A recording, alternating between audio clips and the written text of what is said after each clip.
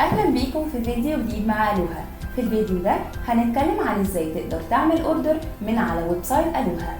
اول حاجه هتبدا تتفرج وتشوف ايه المنتج اللي عاجبك وعايز تشتريه، هتدوس عليه وهيظهر لك كل تفاصيل سعره وايه نوع الخامات وكل حاجه ليه.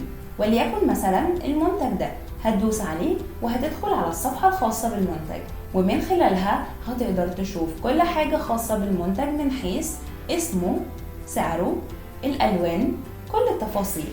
كمان تقدر تشوف المواصفات، وصف المنتج، التقييم السابق لنفس المنتج، وتقدر تعرف كمان معلومات أكتر عن البائع وتقييمه على الموقع. بعد ما تتأكد من كل المعلومات اللي عايز تعرفها، هتدوس على أضف إلى عربة التسوق.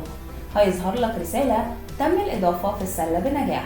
هتدوس أعلى الشاشة فوق على اليسار وهتلاقي عربة التسوق بتاعتك، ومنها هتقدر تشوف كل المنتجات أو المنتج اللي انت اخترته. هتضغط هنا وهتظهر لنا قائمة فيها كل بيانات أو تفاصيل الأوردر. الطلب، هتدوس على المراجعة والدفع. هتظهر لنا قائمة فيها بيانات تملاها، زي ايه؟ أول حاجة عنوان جديد، دخل البيانات الخاصة بعنوانك، وبعدين تعمل حفظ للعنوان ليتم إرسال الطلب عليه، وتبدأ تدخل على مرحلة الدفع، زي ايه؟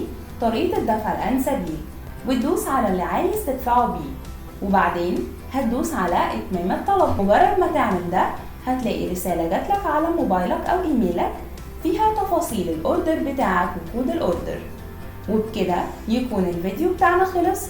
شكرا ليكم، وانتظرونا في فيديو جديد يهمك عن منصة الوها وكيفية الاستفادة بكل مميزات الشراء من موقعنا في سبيل تقديم تجربة شراء لا تنسى. الوها، اطلب السعادة.